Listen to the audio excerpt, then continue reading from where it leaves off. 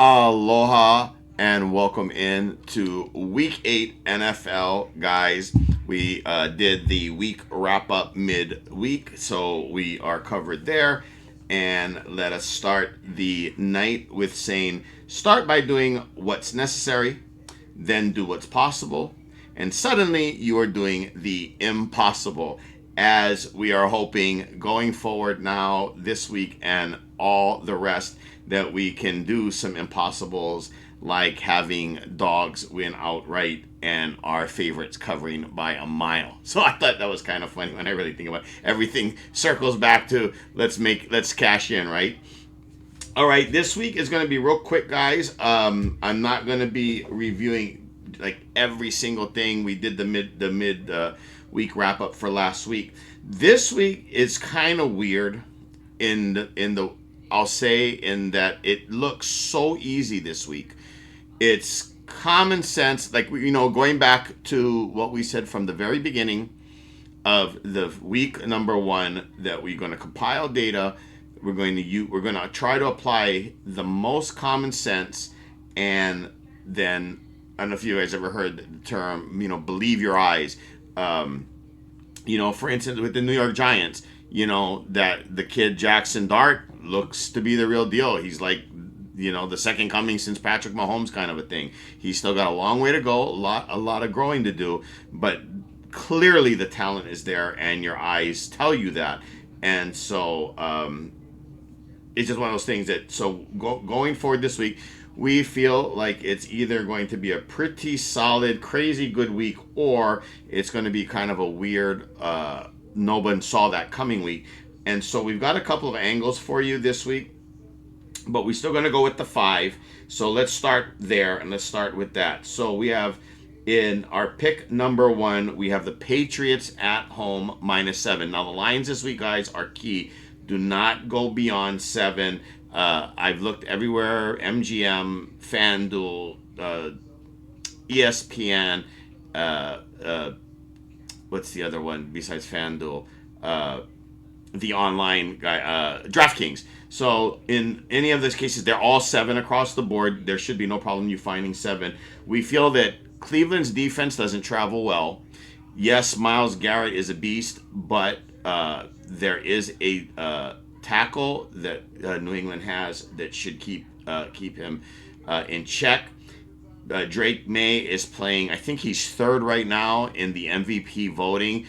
His percentage completion is crazy. There is, while I'm thinking about it, there is a prop bet that I heard today. I'm not real big on those, but when you come across a certain one, it's like, well, okay, got my attention. It's not one of our picks, but it's something that I definitely would look at the minute I heard it.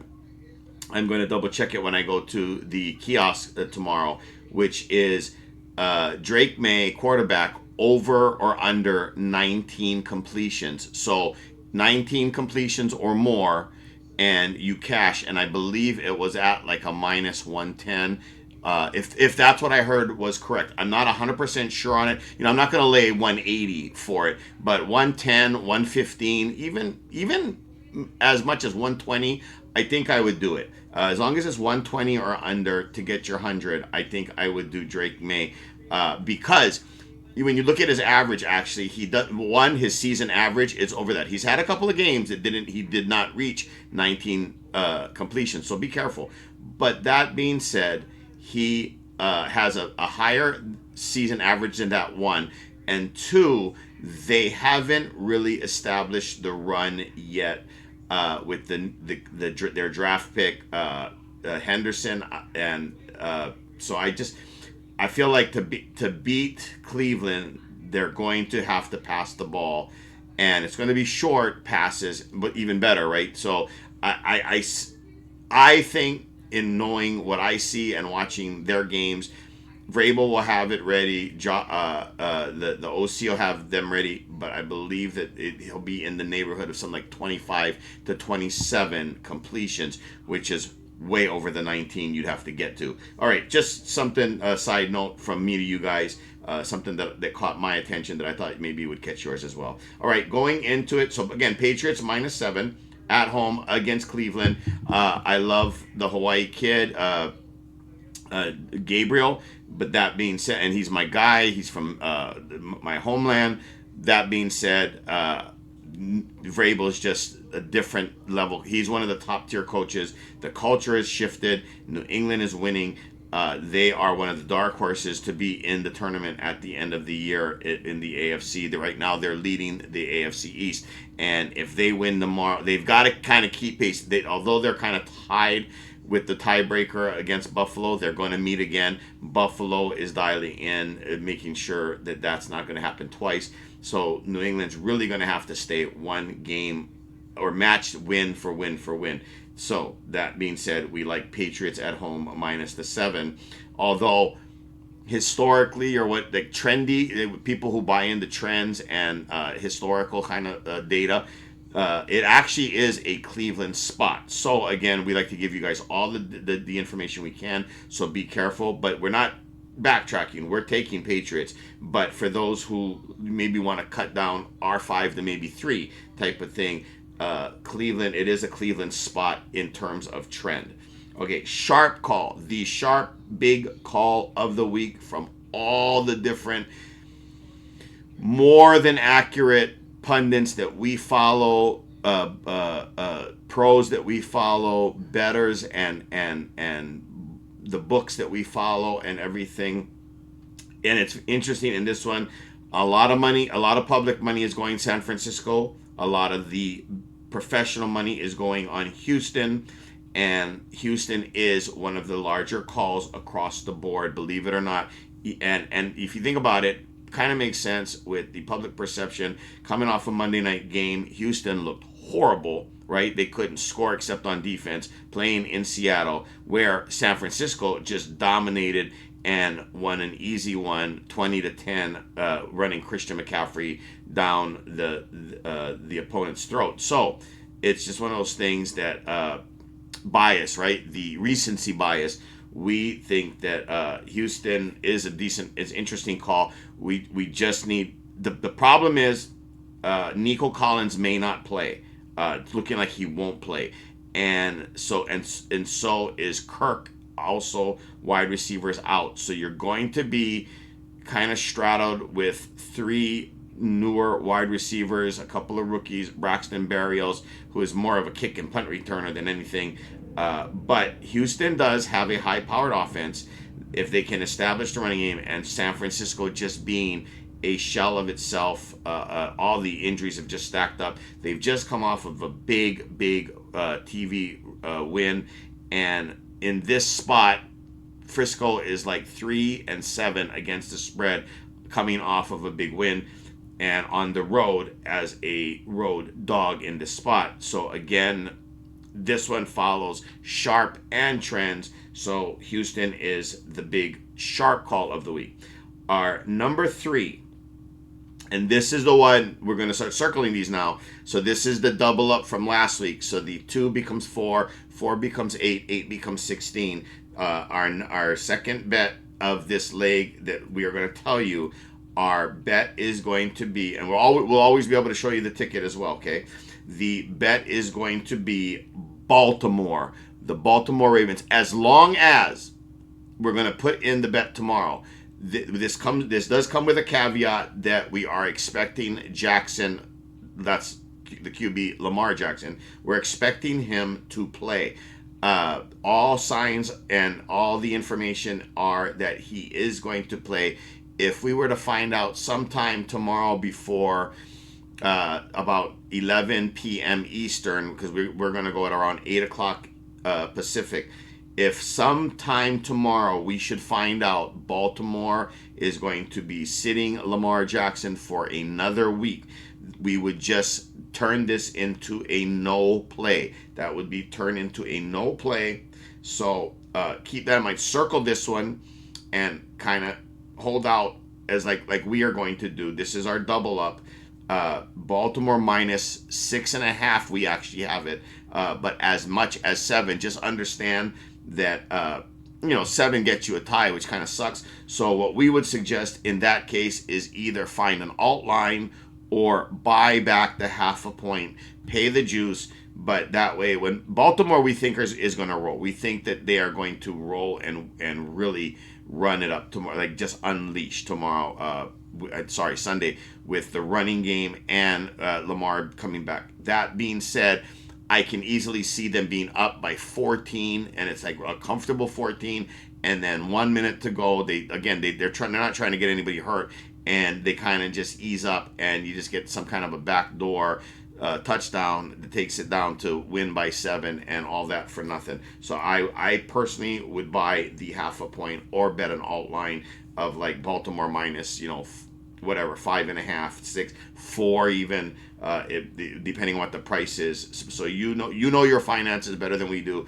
Alt lines and buybacks, you have to risk more to get the 100. So like in that case, I would go up to like minus 130 for the half a point, 120, 130, because I know that just the minus 6.5, we got it at like minus 112. So to give you an idea of where that is. Okay, so that's number 3 with the caveat that Lamar Jackson must play.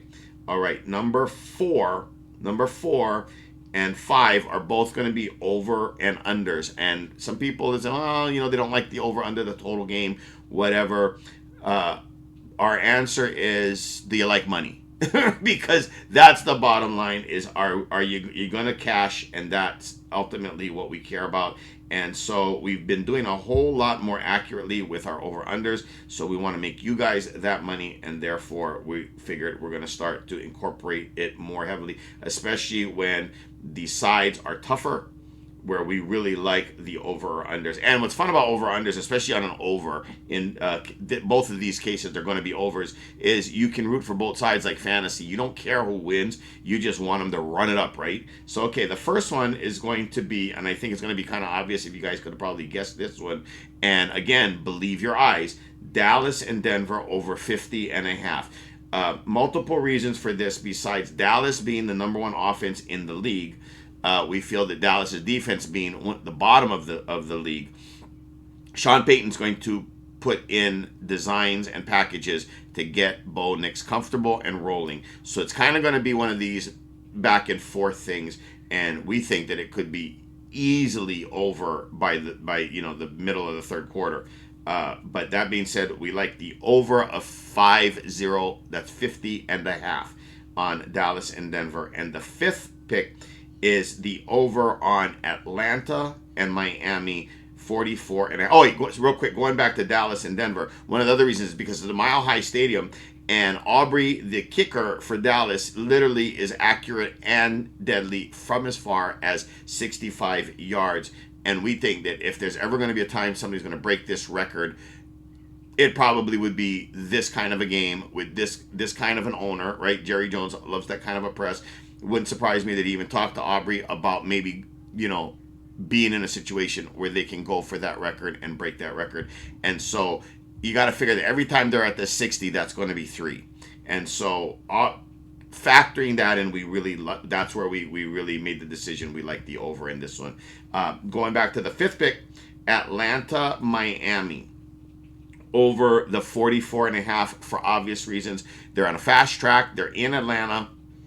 Penix is going to play. Everybody is relatively healthy. They've got the possible, arguably, number 1 running back in the league, and Miami can't stop the run. So we've got Bijan Robinson running for daylight on the Atlanta side, at home, fast track. We've got Achane, Miami, who's also a speedster, and they are going to come up with some interesting packages for speed. We think that Atlanta's defense is going to kind of hold them in check. But that being said, Miami, if you hit anybody on the move with the ball, like Achane, a 5-yard screen can turn into a 55-yard touchdown with that team.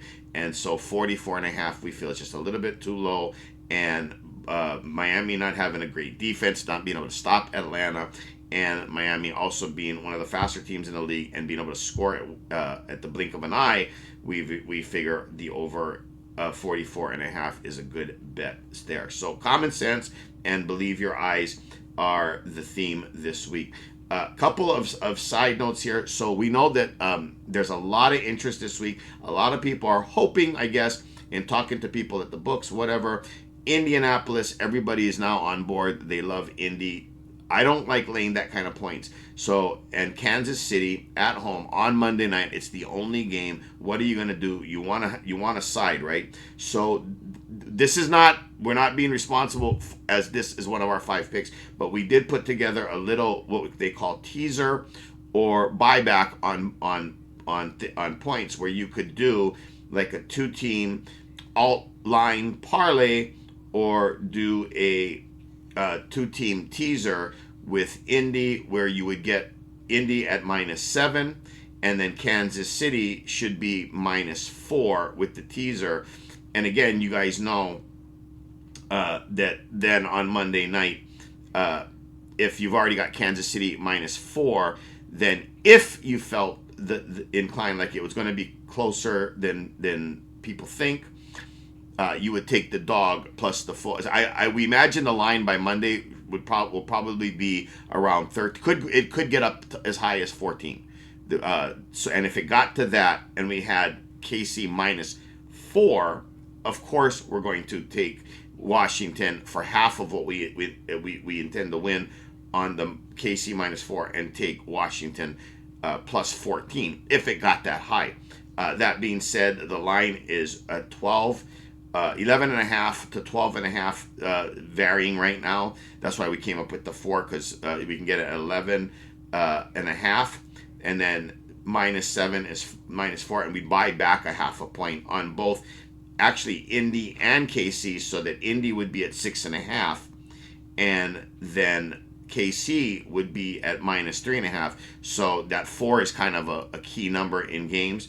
And so as is 7. So just a teaser where you'd end up working it, where you get Indy at -6.5 and KC at -3.5. If you do some of the workarounds, where again, get the teaser, 2-team teaser, and then buy back what points you have to buy back on Indy and KC to get those numbers to 6.5 and 3.5. So just a little extra added aloha there. One last piece to this is we were looking at a money line and straight round robin parlay by 2s. So you don't really have to know what I'm talking about, in the sense that I don't have to go through the whole explanation. If you're going to the window or you're going to a kiosk, punch in these teams. You're going to do a straight parlay round robin, and you're going to do a money line round robin. And so here are the teams. The machine will do the rest of the work for you, and we'll even give you the numbers here. There'll be, doing it by 2s. You should have 21 different legs of 2s money lines, and with the points. Here's the thing: we want you to make it each of them a 3-team parlay, and leg the third leg at taking Pittsburgh with an alt line of say 6 or 7, and any ones that are surviving, because 2 of the 3 teams on your parlay is money line and dogs. So if the outright dog wins, then you would end up running back to your book before kickoff and taking Green Bay money line. We've already looked at it. Green Bay money line right now is -152. So you basically have to bet $152 to win 100. Green Bay, there's no point spread. They just win outright.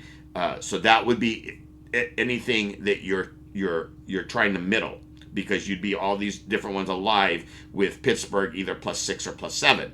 So, we'll give you the teams now. But they all would end up being 3-team parlays. I think it can be done with a round robin. You may have to do it manually, so then you'd have to kind of sit there and make sure you check off every one of them. That's why I'm giving you the number, that there are 21 2s of these teams, and of course then you're going to add the third team, which is Pittsburgh alt line +6 or 7, and then of course whichever one of them are still alive, figure out how much you stand to profit, and run to the kiosk and bet the half of what you expect to profit, half the other way on Green Bay money line. So let's say you expect to profit, let's say, just to make it simple, you expect to profit 300. you would immediately bet 150 on Green Bay money line to make an extra $100 and hope that it falls in the middle of Green Bay winning by any from a tie all the way up to the 6 or 7, depending on what you get for your Pittsburgh alt line on the third leg. All right, so here's the money line and straight point parlays that we want you guys to run by. It's by twos, but not really. It's because you're going to third leg everything with Pittsburgh alt line. So all of these are 3-team parlays, but the twos are, it's just consider it like a round robin, but you might have to do it manually. And there's 21 combinations of, so that you know that you're on the right track with us. The teams are as follows. It's Chicago at plus. Of course, we're betting Baltimore at 6.5. But if you can get 7 for Chicago on the spread, obviously get that. But all of these are both spread, and you're going to do one spread and one money line. So you're going to do 2 round robins, one with points, one without, because you want the money line dogs. If any twos of these win, you guys are in the money. So we're going with Chicago. We're going with the Giants, New York Giants.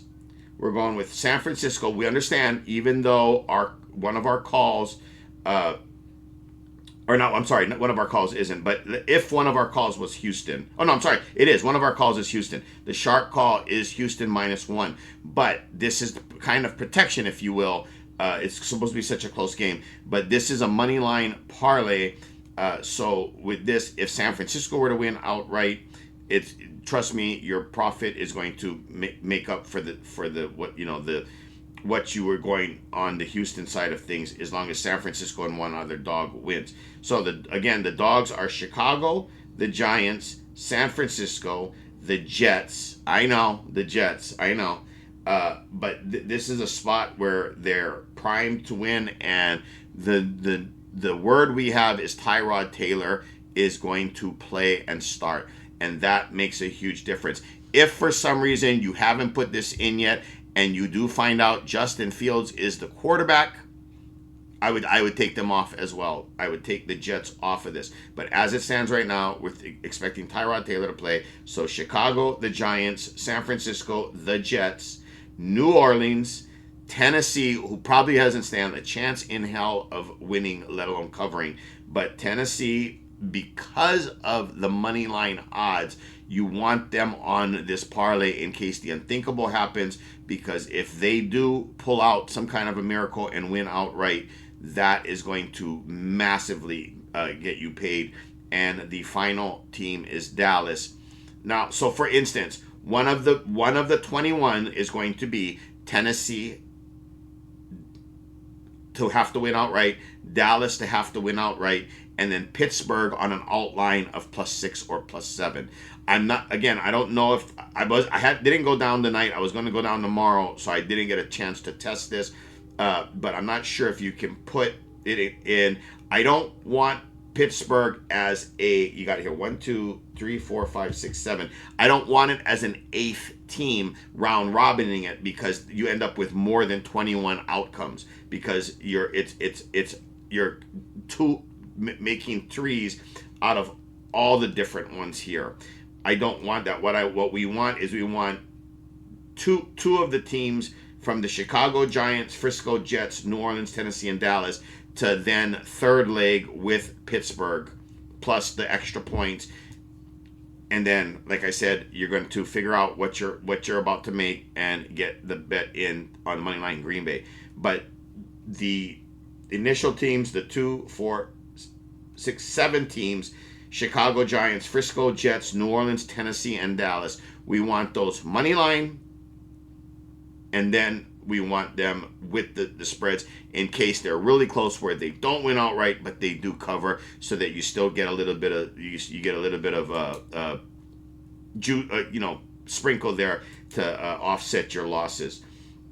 But that is it. So we're going again with the money line straight parlay and straight parlays kind of round robin, but not really, because you're going to leg the third thing again, Pittsburgh alt line at +6 or +7. Go for the max. Whatever it is, Pittsburgh is that you can max the line.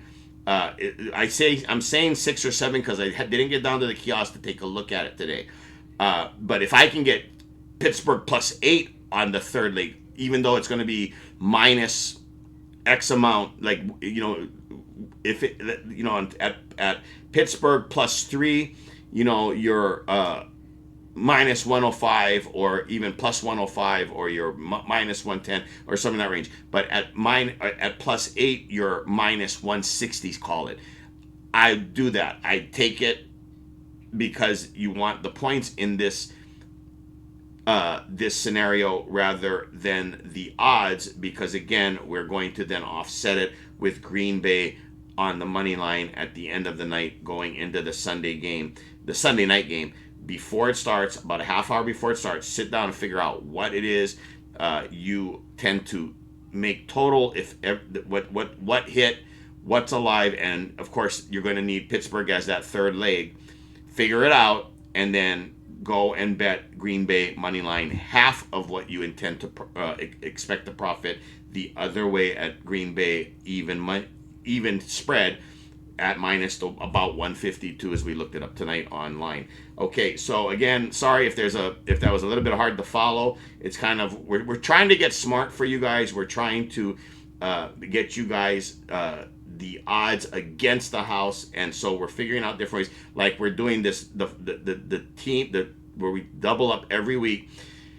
Where if we can go, a 9-team parlay would pay X times, but the way we're doing it is exponentially much higher, because like we said, we went with a 4-team or a 4-week, and a 4-team gets you like 12-1, where a 4-weeker gets us to 16-1. So again, that's why we wherever we can find an edge, we're always looking out and trying to apply it for you guys. Again, so real quick recap, our picks for this week are Patriots.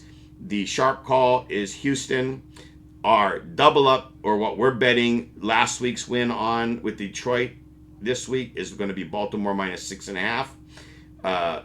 The Dallas Denver over 50. The Atlanta Miami over 44.5, 50.5. And then again, we told you guys about, for kicks and giggles, a lot of people want to do Indy this week and KC. So what our suggestion is if you love those two plays that much, and especially Monday night KC, we get it. We would tease that. It's not one of our official picks. We're not telling you that that's one of our weekly picks. It's just a little advice as to how you can incorporate that to get some action on Monday night, but not have to lay 13.5 is what we think it's going to be by the time kickoff starts. And then, of course, the money line and straight parlay with the same exact teams: Chicago Giants, Frisco Jets, New Orleans and Dallas, and Tennessee. Chicago, New York Giants, San Francisco Jets, New Orleans, Tennessee, and Dallas. 7 total. And then leg every 2 of those, with your third being Pittsburgh on an alt line of as much points as you can get, because you're going to money line half the other way on Green Bay Sunday night. All right. Hope that helps you guys. Good luck. We hope you guys are cashing out big, and we hope that we're talking about everything hitting and coming through this week to our advantage on the Big Five, and anything that doesn't affect our Big Five, hopefully the money lines. But all in all, we hope that everything comes out good for you guys. Remember, stay within your means, and we will see you guys midweek and next week. Good luck, aloha, and mahalo, and be good to yourselves, be kind to each other, and peace out. Aloha and welcome in real quick, guys. This is an addendum, or a point 2.0 or point B, or whatever you want to call it, to the video you just watched. We had Baltimore. We woke up this Saturday morning right now.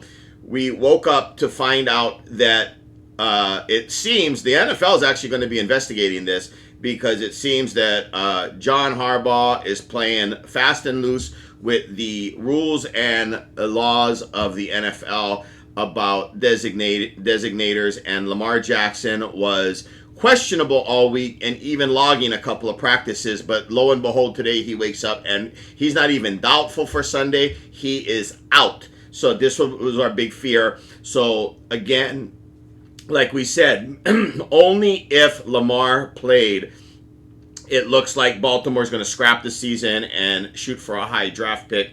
And so I would say the rest of the Baltimore games, it's really, really questionable as to what you can expect now. Because if they lose this game this week with the backup, whoever that may be, it's almost mathematically, but they'd have to run the gauntlet and still need help. So it looks like they're tanking. It looks like they're going to probably do a lot of weird stuff, take advantage of that, and maybe see different avenues of schemes they can do. Anyway, bottom line, Baltimore is out as our fifth pick. As we look through this Sundays, a lot of stuff started jumping out at us because now we see a little bit more of the money moves and whatnot too. So we're saying with the Sunday night Pittsburgh Green Bay game, the public is huge on Pittsburgh as a dog. Everybody knows the trend. Tomlin off a loss last week on Thursday, embarrassed, blah blah blah. They have one of the highest costing off defenses with TJ and Ramsey and Highsmith and Hayward. So there's just a lot going on, and everybody seems to be betting the Pittsburgh Steelers on Sunday night as it stands right now. A lot of sharps and public money, which is very scary. We're not picking Green Bay. If you held a gun to my head, I would be on the Green Bay side.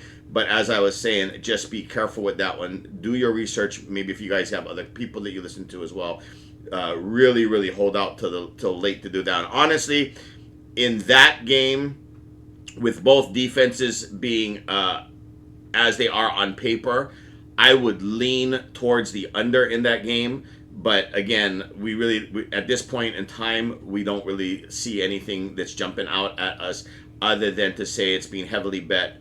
Both the public and the sharp bettors are taking Pittsburgh. Our fifth pick, our double up pick, is going to be Buffalo -7 at Carolina. There's a lot of stats to back this up.